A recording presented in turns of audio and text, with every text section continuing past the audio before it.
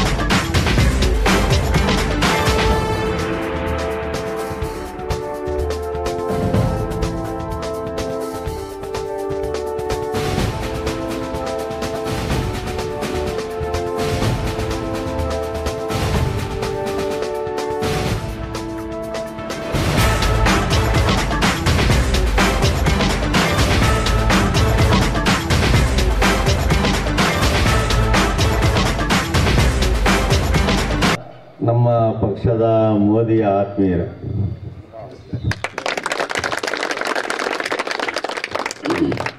ಕಾರಣ ನಂದಾಗಿದೆ, exam pass ಮಾಡಿದ್ದೀನಿ.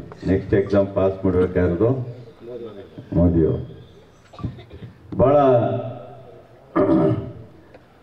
ಭಾಳ ಪ್ರೀತಿಯಿಂದ ನಮ್ಮ ಶ್ರದ್ಧೆ ತಾಯಂದಿರು, ಅಣ್ಣ ತಮ್ಮಂದಿರೆಲ್ಲ ಹೆಂಗೋ ಒಂದು ಸೈಟ್ ತೊಗೊಬೇಕು ಅಂತ ಯಾರೋ 4 ಗೆರೆ ಹಾಕಿರೋದಕ್ಕೆ ಸೈಟ್ ತೊಗೊಂಡ್ಬಿಡ್ತೀವಿ. ಗೆರೆ ಹಾಕಿದ್ಮೇಲೆ ನಾವು BJP ಲೀಡರ್ಗಳ ಮೇಲೆ ಕುಸ್ತಿ ಮಾಡ್ತೀರ, ಅವರು ನಮ್ಮ ಮೇಲೆ ಕುಸ್ತಿ ಮಾಡ್ತಾರೆ.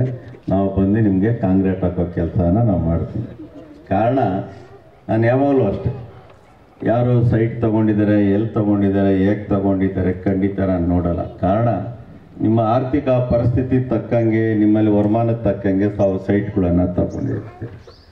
ಸೊ ಅವರು ರೋಡು, ಕಾಂಕ್ರೀಟು, ಲೈಟ್ ಎಲ್ಲ ಹಾಕ್ಬಿಟ್ಟಿದ್ರೆ ನೀವು ತೊಗೊಳಕ್ಕಾಗ್ತಿರ್ಲಿಲ್ಲ. ಯಾಕೆಂದರೆ ಎಲ್ಲ ಸೇರಿಸಿ ನಿಮ್ಮ ಮೇಲೆ ಹಾಕ್ಬಿಡು. ಅವತ್ತು ಎಷ್ಟಿತ್ತಣ್ಣ ತೊಗೊಳಕ್ಕೆ ಫಸ್ಟು? ಇವಾಗ ಎಷ್ಟಣ್ಣ? 10,000 ರೂಪಾಯಿಲೇ ನನಗೆ ಸಂತೋಷ. ಯಾಕೆ ಅಂದರೆ ಮನಸ್ಸಿಗೆ ಒಂದು ಸಮಾಧಾನ ಆಗುತ್ತೆ. ಸೊ ಕಾಂಕ್ರೀಟ್ ಹಾಕಿದ್ಮೇಲೆ ಒಂದು 2,000 ಜಾಸ್ತಿ ಆಗಿದೆ. ಸೊ ಮೋರಿ ಮಾಡಿದ್ಮೇಲೆ ಇನ್ನೊಂದು 1,000 ಜಾಸ್ತಿ ಆಗ್ತದೆ. ಸೊ ಇನ್ನು ಬೋರ್ವೆಲ್ ಮುಖಾಂತರ ನೀರನ್ನು ಇನ್ನೂ ಹೆಚ್ಚಾಗಿ ಕೊಡೋದಕ್ಕೆ ಎಲ್ಲ ಪ್ರಯತ್ನಗಳನ್ನು ಮಾಡ್ತೀವಿ. ಸ್ವಲ್ಪ ಇದು ನಿಮ್ಮದು ಈಗ ತಾನೇ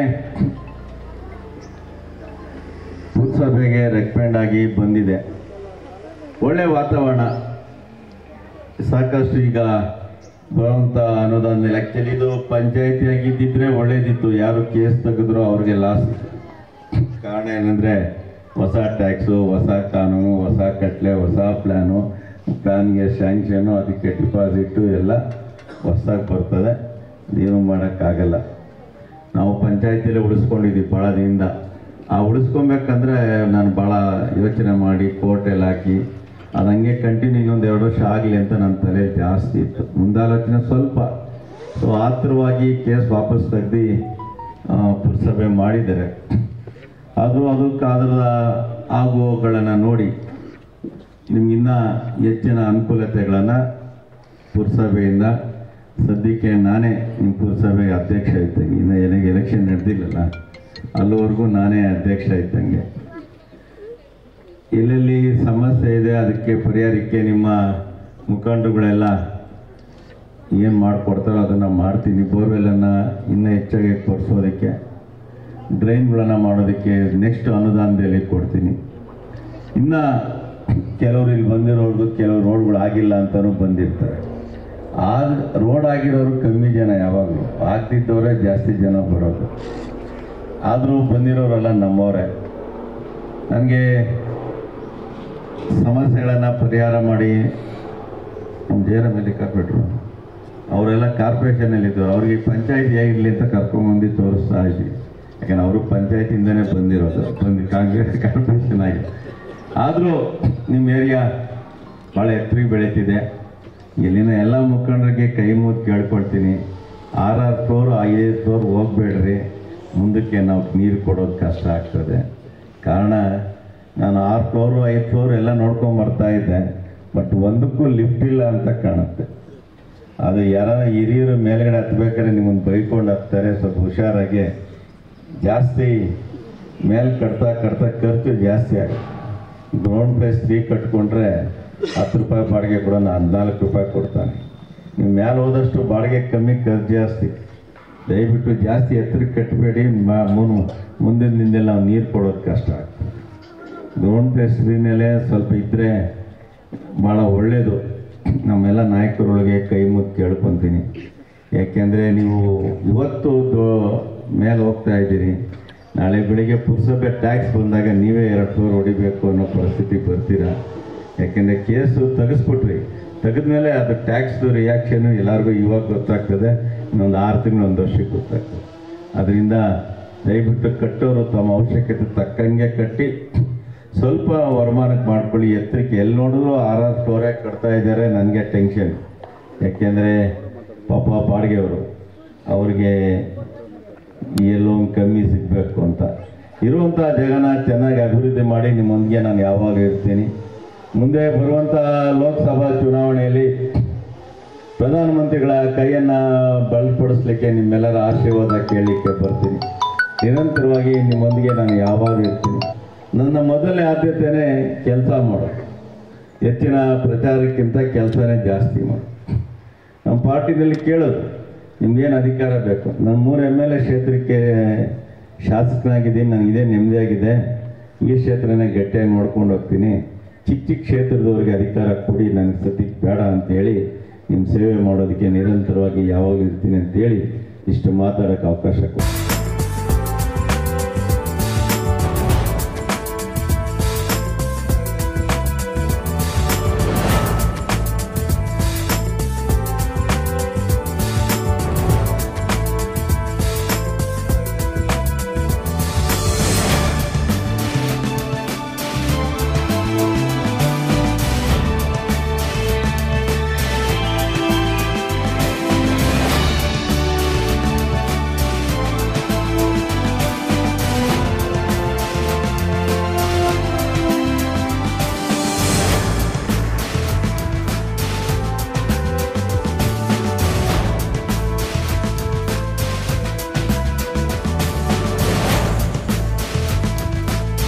ತಾಲೂಕ್ ಪಂಚಾಯಿತಿಯ ಸದಸ್ಯರಂಥ ರಾಜೇಶ್ ಅವರು, ಆಂಜನಪ್ಪನವರು, ನಮ್ಮ ಸ್ಥಳೀಯ ಸ್ನೇಹಿತರಂಥ ಜಯರಾಮ್ ಅವರು, ಕೇಶವರಾಜ್ ಅವರು, ಇಲ್ಲಿನ ಶೋಗನ್ ಮಂಜು, ನಮ್ಮ ಶ್ರೀನಿವಾಸ ರೆಡ್ಡಿ, ನಮ್ಮ ಚಂದ್ರು, ಎಲ್ಲ ಮುಖಂಡರುಗಳು ಭಾಳ ರೆವಿನ್ಯೂ ಪಾಕೆಟು ಮನೆಗಳು ಕಟ್ಕೊಂಡ್ಬಿಟ್ಟಿದ್ದಾರೆ.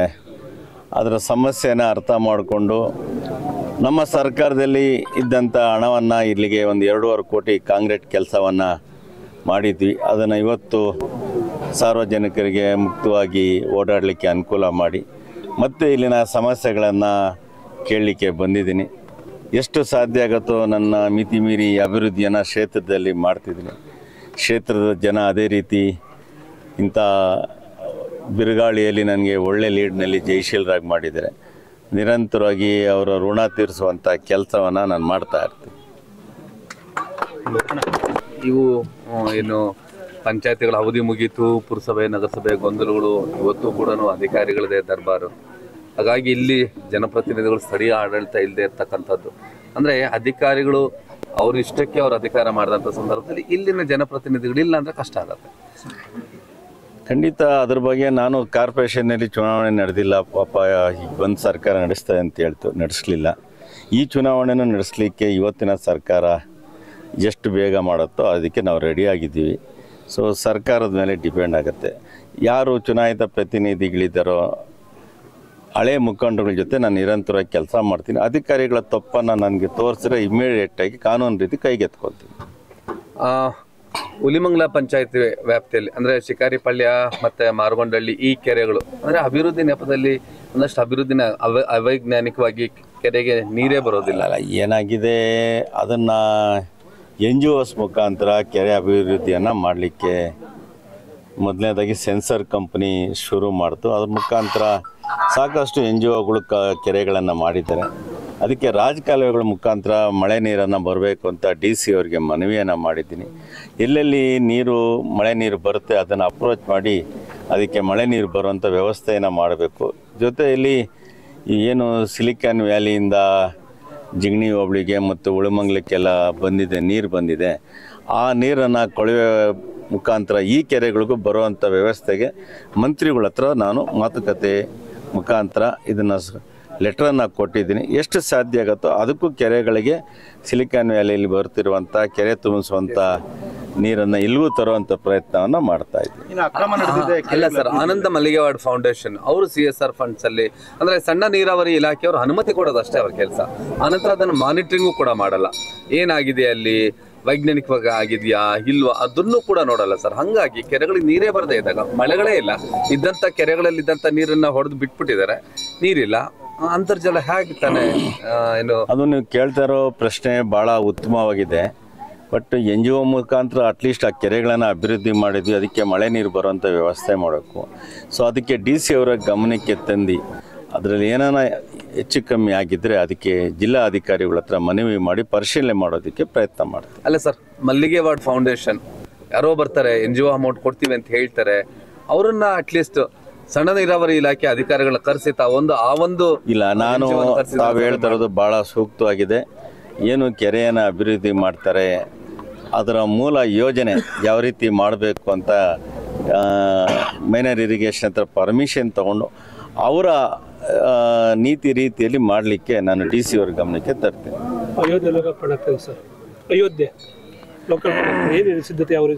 ಭಾಳ ಭಾಳ ಭಾಳ ಭಾಳ ಒಳ್ಳೆ ಪ್ರಶ್ನೆಯನ್ನು ಕೇಳ್ತಿದ್ದೀರಿ.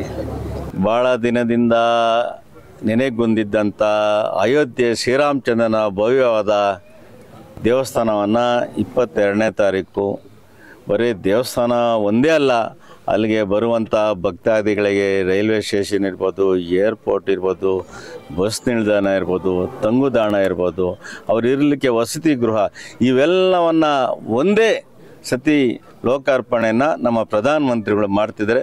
ವಿಶ್ವವೇ ನಮ್ಮ ದೇಶದ ಬಗ್ಗೆ, ನಮ್ಮ ಶ್ರೀರಾಮಚಂದ್ರನ ಭವ್ಯವಾದಂಥ ದೇವಸ್ಥಾನದ ಬಗ್ಗೆ ಭಾಳ ಉತ್ಸಾಹಕಾರಿಯಾಗಿ ನೋಡ್ತಾ ಇದ್ದೆ. ಮತ್ತು ನಮ್ಮ ದೊಡ್ಡನಾಮಂಗಲ ಗ್ರಾಮಕ್ಕೆ ನಮ್ಮ ಶಾಸಕರಾಗಿ ಆಗಮಿಸಿ ನಮ್ಮ ರಸ್ತೆಗಳನ್ನು ಉದ್ಘಾಟನೆ ಮಾಡಿದ್ದಾರೆ.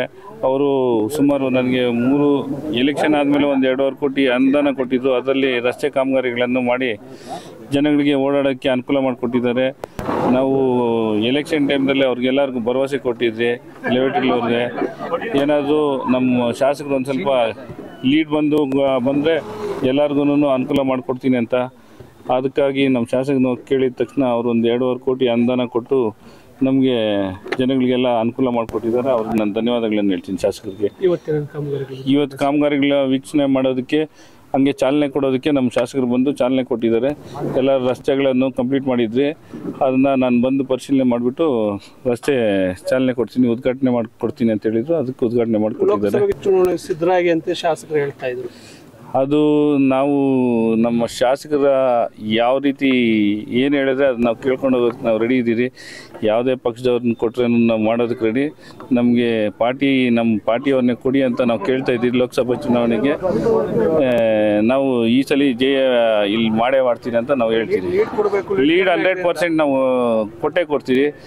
ಈ ಸಲ ಹೋದ ಸಲಿಗಿನ ಈ ಸಲ ಜಾಸ್ತಿನೇ ಕೊಡ್ತೀನಿ ಅಂತ ನಾನು ಹೇಳ್ತೀನಿ.